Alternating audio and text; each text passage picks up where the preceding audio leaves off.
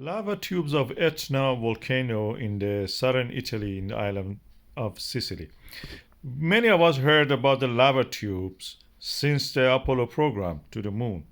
Apollo 15 actually landed beside one of these lava tubes, but they existed before that and were known to the geologists on the planet Earth. We were visiting them. They look like caves practically. You go inside them and they have anything that a cave have, even a stalagmite they can have. But we know them first as public by the moon. That is the one of the lunar sources that we think that there is a lava tube under it. On the planet Mars, we have them. We know them because we saw first on the Earth. On the moon, they exist like that. You see a chain of craters like this. We actually have landed beside one of them, as I told that Apollo 15 did that. Beside the Hadley Reel, it is a lava tube. The roof of it has collapsed.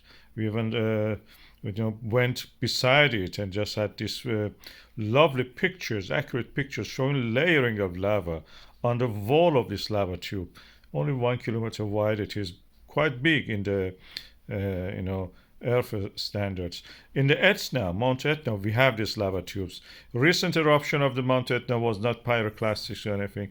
We had lava flows. These lava flows were flowing out of one of the flanks of the volcano, and they were most of the course they were hidden. You could not see them at the surface. When they come out and they flow toward the lower ground, that's where they will become visible as lava flow. You have seen videos of them and photographs of them in our channel a lot. This is a sticky lava which on the top of it gets hardened and then gradually forms a crust, like the crust which forms on milk or when you're boiling it or anything like that. As you can see here, they're all the time coming out of the this volcanic eruption at the Etna. They form glass, and that's the reason when they fall, you can see the crackling of the glass breaking as if.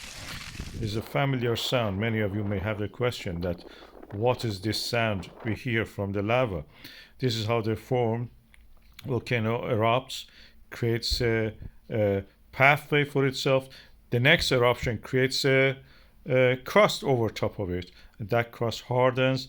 The lava continues underneath to flow because it's protected from the environment, forms lava tube.